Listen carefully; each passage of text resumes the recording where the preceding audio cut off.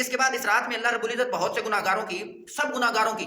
مغفرت کر دیتے ہیں، سب گناہگاروں کی مغفرت کرتے ہیں، گناہوں سے ان کو چھٹکارا ملتا ہے، گناہوں سے برات ملتی ہے، اسی وجہ سے اس رات کا نام لیلۃ البراءت ہے۔ البتہ کچھ بد نصیب لوگ ایسے ہیں جن کی بخشش اس رات کے اندر بھی نہیں ہوتی، وہ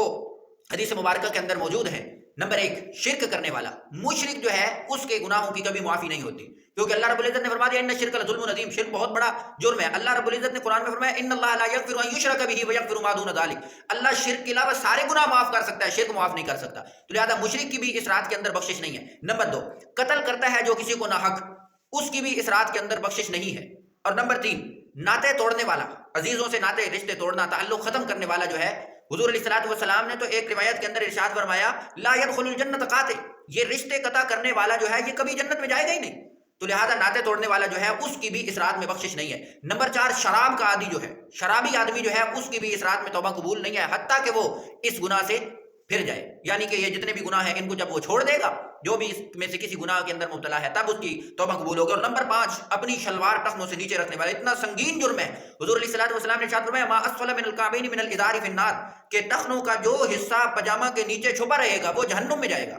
تو اتنی سخت وعیدات کے مطابق آج ہم لوگ اس سے بہت زیادہ غافل ہیں، ہر وقت شلوار جو ہے وہ ٹخنوں سے نیچے، عوام کیا خواص بھی اس کے اندر مبتلا ہیں، اور خصوصی طور پر خواص ہی مبتلا ہیں اس کے اندر، تو اس کا بہت زیادہ خیال رکھنا چاہیے، شلوار ٹخنوں سے اوپر رکھنی چاہیے، تو لہذا جو شلوار ٹخنوں سے نیچے رکھنے کا عادی ہے اس کی بھی اس بابرکت رات کے اندر کوئی مغفرت نہیں ہے۔ اور نمبر چھ، والدین کا نافرمان، جس نے والدین کی نافرمانی کی وہ لاکھ سجدے کر لے، ہزار توبہ کر لے، اس کی توبہ قابل قبول نہیں ہے، اس بابرکت رات کے اندر بھی اس کے گناہوں کی معافی نہیں ہے جب تک کہ وہ والدین کی نافرمانی چھوڑ نہ دے۔ اور نمبر سات، دل کے اندر مسلمانوں کا کینہ رکھنے والا جو ہے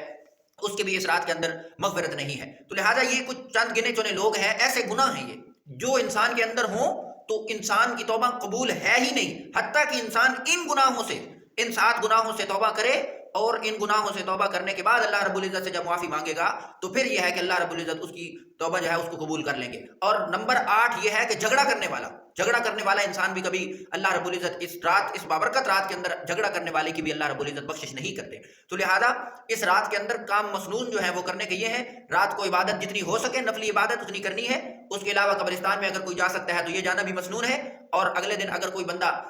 خصوصی طور پر 15 شعبان کا روزہ نہیں بلکہ نفلی طور پر رکھ سکتا ہے تو اگلے دن اس کا روزہ رکھنا جو ہے وہ بھی اچھی بات ہے۔ اور اس رات کے اندر خوب زیادہ اسراف کرنا، الگ الگ کھانے پکانا، اس کو عید سمجھنا، شعبدے بازیاں کرنا، شعلے بازیاں کرنا، اور جو ہے پھول جھڑیاں لگانا، اور پتہ نہیں کیا کچھ جتنی بھی رسومات ہیں، میٹھے کھانے پکانا، چوریاں بنانا، یہ سب کچھ جو ہے یہ رسومات اور بدعات اور محرمات ہیں، یہ حرام چیزیں ہیں، ان سے حد الوسع جو ہے وہ بچنا چاہیے۔ اللہ تبارک و تعالی عمل کی توفیق عطا فرمائے۔ وما علینا الا البلاغ۔